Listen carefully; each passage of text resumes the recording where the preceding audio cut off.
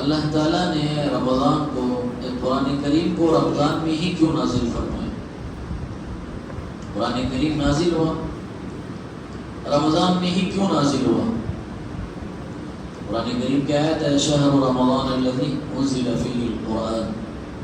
اللہ تعالیٰ نے رمضان قرآن کریم کو نازل فرمایا رمضان کے مہینے میں. دیکھیں حسن اتفاق کہی ہے کہ جتنی بھی آسمانی کتابیں ہیں وہ سب رمضان کے مہینے میں نازل. تورات حضرت موسیٰ علیہ السلام پر، انجیل حضرت عیسیٰ علیہ السلام پر، زبور حضرت داؤد علیہ السلام پر. یہ سب کتابیں نازل ہوئی جب یہ انبیاء علیہ السلام روزے کی حالت میں تھے. اور اس ساری کی ساری کتاب کی شکل میں انبیاء علیہ السلام کو عطا کی گئی. لیکن جو آخری کتاب دی گئی ہے قرآن مجید، وہ کتاب نہیں ہے، وہ اللہ کا کلام ہے.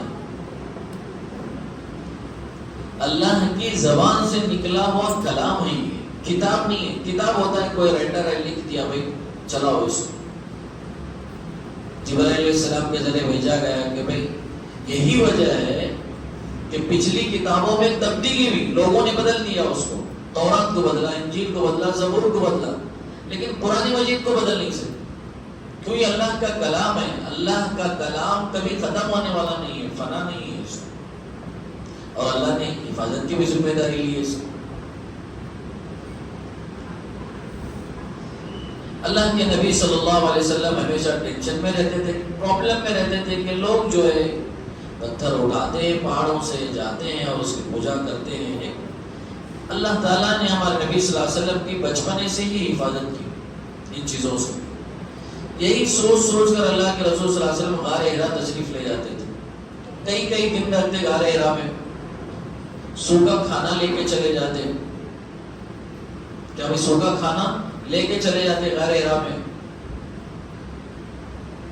ہفتہ 10 دن، کئی دن جو غار حرا میں رہتے تھے.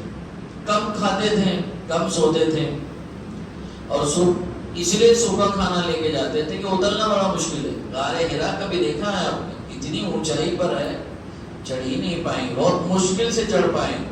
اور چڑھنا اترنا ایک بڑا مسئلہ ہے.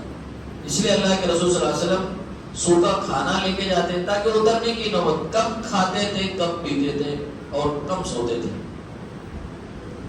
سید سلیمان ندوی رحمۃ اللہ علیہ فرماتے ہیں یہ سسٹمیٹک روزہ تو نہیں تھا جو اللہ کے رسول صلی اللہ علیہ وسلم غار حرا میں جو جا کر کم کھاتے تھے، لیکن روزے کی ایک کیفیت ہوتی تھی. کھانا لیکن کم ہی تھا. روزے کی ایک کیفیت تھی، تھوڑا کھانا، تھوڑا پینا. جب آیت نازل ہوئی اللہ کے رسول صلی اللہ علیہ وسلم پر غار حرا میں اقرأ باسم ربک الذی خلق، تو آپ روزے کی حالت میں تھے اور روزے کی کیفیت میں تھے، بھوک کی شدت میں تھے. تو اسی حالت میں اللہ کے نبی صلی اللہ علیہ وسلم کو کلام مجید جو ہے عطا کیا گیا. اچھا روزے ہی کی حالت میں کیوں عطا کیا گیا؟ اس کا انتخاب اللہ تعالیٰ نے روزے کی حالت میں کیوں کیا؟ دیکھیں قرآن کریم جو ہے کسی کو بھی اس وقت تک فائدہ نہیں پہنچا سکتا جب تک 2 چیزوں کو لازم نہیں پکڑ لے. کتنی چیزیں؟ 2 چیزیں. 2 چیزیں جس بندے یا بندی کے اندر ہوگی اسی کو قرآن کریم نفع دے سکتا ہے، ادروائز قرآن کریم کسی کو نفع نہیں دے. پہلی چیز، بہت سے لوگ دیکھو قرآن کریم پڑھتے ہیں ایز اے لٹریچر، بہت لوگ پڑھتے ہیں. آپ تصور نہیں کرتے عیسائی کتنا قرآن کو پڑھتے ہیں. سب قرآن ہی سے تو لیا ہے انہوں نے، لیکن ایز اے لٹریچر پڑھتے ہیں. اس میں نفع کی چیز کیا ہے ڈھونڈتے ہیں، تلاش کرتے ہیں. یہی وجہ ہے کہ قرآن کریم ان کو نفع نہیں دیتا، ہدایت کبھی ملتی نہیں. جو ایز اے لٹریچر پڑھے گا ہدایت کبھی اس کو نہیں ملے گی، زندگی میں تبدیلی کبھی نہیں آئے گی. پہلی چیز علماء نے لکھی ہے، علماء یہ کہتے ہیں کہ قرآن کریم سے استفادے کے لیے آپ جسمانی طور پر سے پاک ہونا ضروری ہے. جسمانی طور پر پاک ہونا ضروری. آپ ناپاک رہ کے قرآن کریم پڑھیں گے اثر نہیں ہو. قرآن کریم اپنا اثر نہیں دکھائے گا، تبدیلی کبھی نہیں ہے. تو تو عیسائی کیا کرتے ہیں؟ قرآن مجید ایز اے لٹریچر پڑھتے رہتے ہیں اور ایک ناپاکی کی حالت میں پڑھتے رہتے ہیں، تو ہدایت کبھی ملنی نہیں ہے۔ یہی وجہ ہے علماء کہتے ہیں روزہ آپ ناپاکی کی حالت میں رکھ سکتے ہیں لیکن قرآن نہیں پڑھ سکتے۔ سمجھ میں آ گیا؟ ایک آدمی نے رات میں جو ہے ناپاک تھا، سحری کھا لیا، وقت ختم ہو گیا، سحری کر لیا، وقت ختم ہو گیا، بھائی روزہ تو اس کا اسٹارٹ ہو گیا، سحری بھلے ناپاکی کی حالت میں کر لیا تو بھی روزہ اس کا اسٹارٹ ہو گیا۔ یہاں تک کہ علماء نے لکھا ہے دن بھر ناپاکی کی حالت میں رہا تو بھی اس کا روزہ ہو گیا، فجر بھی چھوڑا، ظہر بھی چھوڑا، دن بھر افطاری کے وقت تک رہا تو بھی روزہ اس کا ہو گیا۔ کرنا نہیں چاہیے، گناہ الگ ملے گا، بھائی نماز قضا کرنے کا گناہ الگ ملے گا، لیکن علماء کہتے ہیں کہ روزہ اس کا ہو جائے گا۔ نہیں، فوراً غسل کر لینا چاہیے آدمی کو جب ناپاک ہو جائے، فوراً غسل، لیکن یہ کہا ہے کہ ناپاکی کی حالت میں روزہ رکھا جا سکتا ہے، سحری کی جا سکتی ہے۔ اچھا، عورتیں بھی ناپاک ہوتی ہیں، روزہ منع کیا ہے؟ روزہ منع ہے ناپاکی کی حالت میں، وجہ کیا ہے؟ عورتوں کو کیوں منع کیا گیا؟ کیونکہ اصل روزے کو قرآن کریم سے جوڑنا ہے، روزہ اصل نہیں ہے، قرآن کریم کو روزے سے جوڑا گیا۔ شہر رمضان الذی، رمضان کا وہ مہینہ جس میں قرآن کریم نازل کیا گیا، اصل روزے کو قرآن کریم سے جوڑنا ہے۔ جب قرآن کریم سے جڑ ہی نہیں سکتی، جڑنے کی صلاحیت ہی نہیں ہے اس وقت میں، تو روزہ فائدہ نہیں دے گا اور روزہ اپنے اثرات بھی نہیں دکھائے گا۔ اسی لیے اللہ پاک نے ہمارے نبی صلی اللہ علیہ وسلم کے ذریعے کہلوایا کہ بھائی عورت ناپاکی کی حالت میں جو ہے روزہ نہ رکھے۔ سمجھ میں آ رہی بات؟ نہیں سمجھ میں آئی تو بتائیں۔ اچھا، ناپاک آدمی کو تو اجازت دی گئی ہے روزہ رکھیں، لیکن عورت کو اجازت نہیں دی گئی کہ آپ روزہ نہیں رکھ سکتے۔ کیوں؟ اس لیے کہ مرد جو ناپاک ہوتا ہے وہ ٹائم بھی نہیں، وقتی طور پر، بھائی 5 منٹ میں غسل کر لے، 10 منٹ میں غسل کر لے، پاک ہو جائے گا وقتی طور پر، لیکن عورت کا معاملہ ایسا نہیں ہے، ایک لمبا پیریڈ ہے، 3 دن، 5 دن، 7 دن، 9 دن، 10 دن بھی ہو سکتا ہے۔ تو 10 دن تک روزہ رکھیں گے اور قرآن کریم سے نہیں جڑیں گے تو نتیجہ کیا نکلے گا؟ روزے کا جو اصل مقصد تھا قرآن کریم سے جڑنا، وہ مقصد ہی فیل ہو جائے گا۔ پھر روزہ اپنے اثرات نہیں دکھائے گا قرآن کریم کے نہ جڑنے کی وجہ سے۔ اسی لیے اللہ تعالیٰ نے ہمارے نبی کے ذریعے کہلوایا کہ بھئی عورت کے لیے منع کیا گیا کہ ان دنوں میں جو ہے روزہ نہ رکھے۔ سمجھ میں آیا؟ اور عورتوں کو ٹینشن بھی نہیں لینا چاہیے، جب ایسی حالت ہو جائے، اللہ نے جن روزہ نہیں رکھتی تو ٹینشن نہیں لینا۔ بہت سے عورتیں، میں پچھلے جمعہ میں بھی تفسیر میں کیا تھا، ہمارے مستورات کی تفسیر میں، پریشان ہو جاتی ہے، کیا رمضان کے مہینے میں ایسی کیفیت پیدا ہو گئی، لایا کس نے؟ بھائی اللہ نے لایا، ہمارے پاس کا تو نہیں ہے۔ روزہ رکھا ہم نے کس کی وجہ سے؟ اللہ کے حکم کے سے، روکا کس کی وجہ سے؟ اللہ کے حکم کے سے، بات ختم ہو گئی۔ اللہ کی ماننا سب سے بڑی عبادت ہے، مانو، اللہ کی ماننا سب سے بڑی عبادت ہے۔ بھائی جس اللہ نے حکم دیا تھا اس اللہ کی وجہ سے کر رہے ہیں، جس اللہ نے منع کیا اس اللہ کی وجہ سے روک رہے ہیں، بات ختم ہو گئی۔ یہ نہ روزہ نہ رکھنا اللہ کے حکم کو مان کر اتنا بڑا ثواب ہے، اتنا بڑا ثواب ہے، آپ روزہ رکھ کر اس کیفیت میں آپ ثواب کما نہیں سکتے، کیونکہ آپ نے اللہ کے حکم کو مانا ہے، اللہ آپ نے منع کیا، بات ختم ہو گئی۔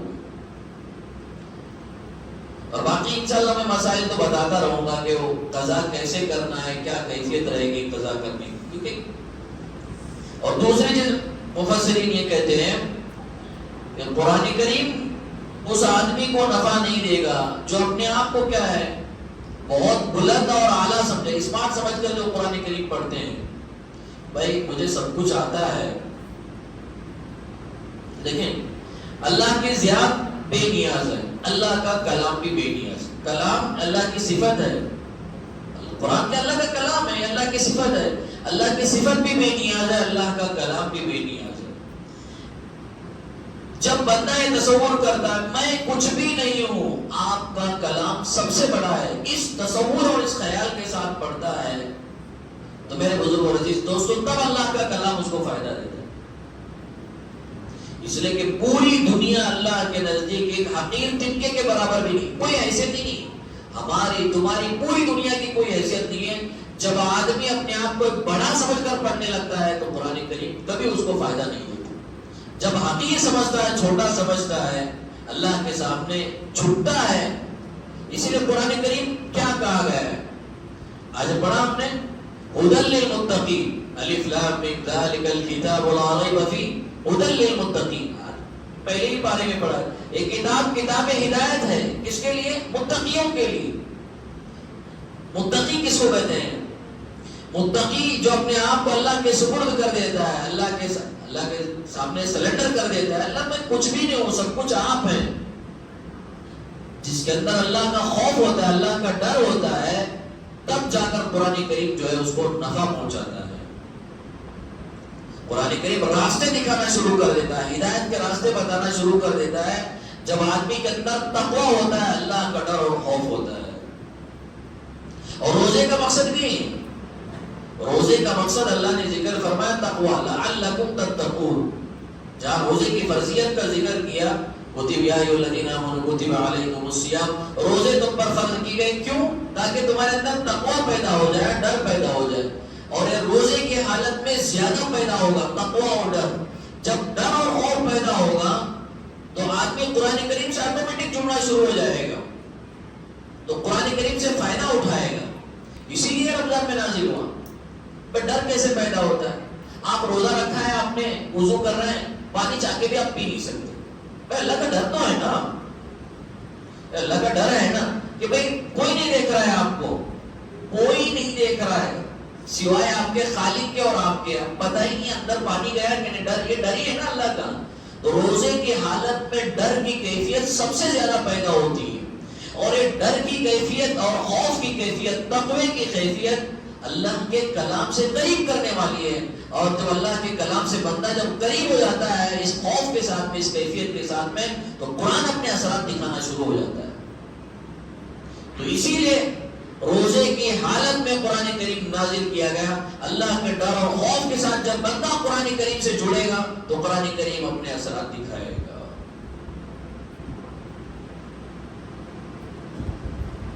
سید سلیمان ندوی رحمۃ اللہ علیہ کہتے ہیں, دوسری بات کیوں روزے کی حالت میں جو نازل کی گئی, قرآن کریم کو نازل کیا گیا. سید سلیمان ندوی رحمۃ اللہ علیہ نے لکھا ہے اللہ کو اپنے حبیب سے اتنا پیار ہے, اتنا پیار ہے. اللہ کے نبی صلی اللہ علیہ وسلم کی ہر حرکت کو اللہ نے محفوظ کیا. ایک چیز کو, کسی نبی کے کسی عمل کو محفوظ نہیں کیا جتنا ہمارے نبی کے ہر عمل کو محفوظ کیا. حتیٰ کہ آپ کے پیشاب بیٹھنے کے طریقے کو بھی آپ اللہ نے محفوظ کیا. عبادت کے طریقے کو دیکھیں, بہت سارے لوگ آمین بالجہر کہتے ہیں, زور سے آمین کہتے ہیں. اللہ کے نبی نے کیا. آپ شوفے کی مسجد میں جائیں گے, زور سے آپ کو آمین کہنا ملے. ہر عمل کو اللہ نے ہمارے نبی کے ہر عمل کو محفوظ کیا. شاید سلیمان ندوی رحمۃ اللہ علیہ کہتے ہیں جس وقت آپ کو پہلی آیت نازل ہوئی اقرأ بسم ربک الذی خلق, آپ بھوک سے تھے. آپ کیا تھے؟ بھوک سے تھے. اس کیفیت کو اللہ نے روزے کا نام رکھا. آپ بھوک سے تھے, اللہ نے روزے کی شکل میں ہمیں وہ عنایت فرمایا. عبادت کی اس کیفیت کو زندہ رکھا. آپ بھوک سے تھے, قرآن کریم نازل ہوا, اللہ نے ساری امت کے لیے, مومنوں کے لیے روزہ عنایت فرمایا اس بھوک کی شکل میں. رمضان میں اللہ کے رسول صلی اللہ علیہ وسلم غار حرا میں اپنی بیویوں سے دور رہتے تھے, کیونکہ ایک کیفیت ہوتی تھی, اپنی بیویوں سے دور رہتے تھے. اللہ نے کہا بھائی روزے کی حالت میں آپ اپنی بیویوں سے قریب نہیں رہے. روزے کی حالت میں آپ بیویوں سے قریب نہیں رہیں گے. تو یہ کیفیت برقرار رکھی گئی. اسلام میں ایک چیز بنا ہے سنیاس لینا. آپ سنیاس نہیں لے سکتے, تنہائی اختیار نہیں کر سکتے, لیکن چونکہ اللہ کے نبی صلی اللہ علیہ وسلم غار حرا میں تشریف لے گئے, ایک رہبانیت اختیار کی, تنہائی اختیار کی. اللہ پاک نے اسی کیفیت کو رمضان میں ہمارے لیے عنایت فرمایا بطور اعتکاف کے. آخری اشرے میں یہ کہا کہ بھئی آپ تنہائی اختیار کریں گے, سب سے بڑی عبادت ہوگی. آخری اشرے میں جو اعتکاف سنت موقدہ قرار دیا گیا ہے, اللہ کے نبی کی اس کیفیت کو امت پر ظاہر کرنے کے لیے اعتکاف عطا فرمایا. تو جیسے آپ اللہ کے رسول کے اس عمل سے محبت کریں گے اللہ پاک جو ہے آپ کو بھی پیار کریں گے. اور دوسری اللہ کی صفت ہے رب. جیسے آج الحمدللہ رب العالمین ہم نے پڑھا امام صاحب نے. رب کہتے ہیں پالنہار کو جو پوری دنیا کی ضرورت کو مہیا کرنے کا کام کرے اس کو رب کہتے ہیں. تو رب العالمین کہلاتا ہے. اللہ دیکھیں جو لوگوں کی ضرورت ہے اس کو اللہ کی فکر ہوتی ہے, باقی جو ضرورت ہے اس کی فکر نہیں ہوتی. بھائی مثال کے طور پر سونا ہے, سونا معلوم وہ سونا نہیں جو سونا ہے گولڈ جس کی بات کر. اچھا سونا نہیں ملے گا تو لوگ زندہ نہیں رہیں گے کیا؟ مر جائیں گے, سونا نہیں ملے گا. ضرورت نہیں, جتنی ریکوائرمنٹ ہے اس کی اتنی ضرورت اللہ نے پیدا کر دی. لیکن جو آدمی کی بیسک ضرورت ہے جس کے بغیر آدمی زندہ نہیں رہ سکتا, آکسیجن ہے, سانس لینا ہے, اللہ نے پتا ہی نہیں ہے آدمی کو. اللہ نے آدمی سانس لیتے رہتا ہے, آٹومیٹک ضرورت پوری ہوتی ہے. آدمی کی سب سے بڑی ضرورت ہے پانی, اللہ نے فری میں کر دیا. آدمی کی سب سے بڑی ضرورت ہے نمک, اللہ نے اتنا سستا بنایا, اتنا سستا بنایا کہ ہر آدمی اپنی ضرورت پوری کر سکتا ہے.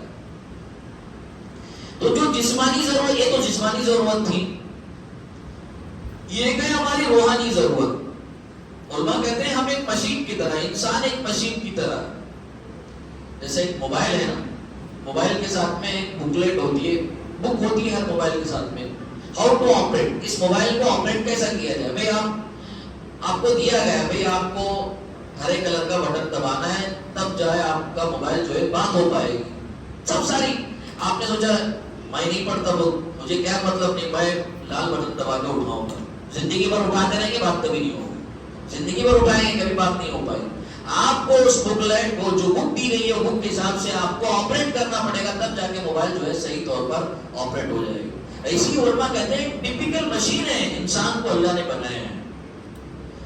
اس میں ہاتھ رکھیں, اس میں آنکھ رکھیں, اس میں زبان رکھیے, کان رکھیں, پیر رکھیں. ان اعضاء کا استعمال کیسے کرنا ہے, کیسے استعمال کریں گے تو اللہ خوش ہو جائیں گے, کیسے استعمال کریں گے تو اللہ ناراض ہو جائیں گے, اس کو بتانے کے لیے اللہ تعالیٰ نے قرآن مجید عطا فرمایا. کیسے استعمال کرنا ہے, ہاتھ, پیر, آنکھ, زبان, جسم, دماغ کیسے استعمال کرنا ہے, اللہ پاک نے اس کے لیے قرآن مجید کا جو ہے نزول فرمایا.